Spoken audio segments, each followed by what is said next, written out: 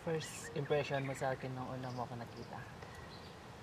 Ikaw yung dahilan kung bakit ba't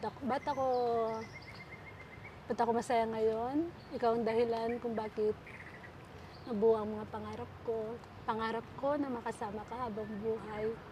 Thank you kasi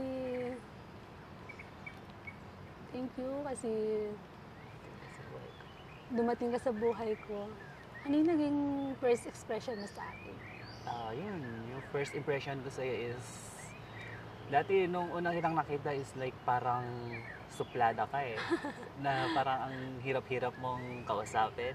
Okay. Like that. Pero, nung magkasama na tayo, masaya ka naman palang kasama and yun, so far mabait. Then, kahit ganito ako, yun, okay lang sa'yo, like that. Ayan, masaya ako na dumating ka sa buhay ko. And, yun, happy ako kasi ito na to. Kakasal na tayo. Yeah, Hindi ko rin expect na sagutin mo ako nung nililigawan kita eh.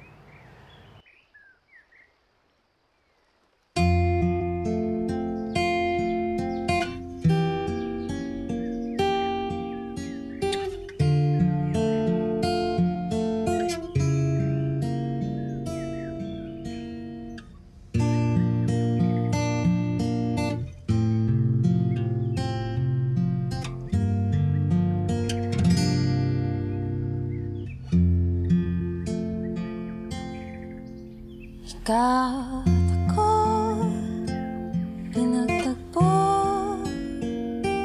nag-usap ang ating puso, nagkasundo, magsamahabang. After ng wedding natin is gusto ko mag-anak na tayo kaagad. So, wow. Oo O, ilan naman ang gusto mo? like kahit ano lang, kasi sa family planning natin is 3 lang eh, diba? Yeah. Isang lalaki o kaya 2 babae. Ano kapag gusto ko ng 11? Oh my goodness. Matanda na tayo nun.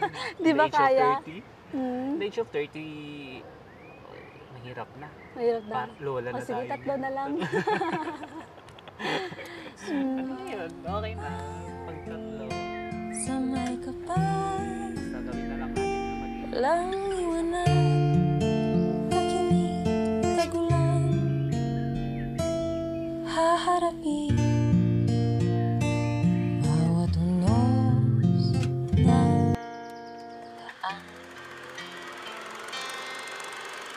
Sana'y mamali ang pakinig, kahit anong sabihin, kahit hirap gawin sa mundong alam, titiyakan. Sabay natin gawin kahapon ng bukas. Yun, okay na. Pag 3. Basta gawin na lang natin na maging, in case na magkaroon tayo ng anak, maging responsible tayo sa kanila. Pagtutulungan natin dalawa, kahit anong hirap yan. Kayang-kaya natin, tayo pa sige. Sabay natin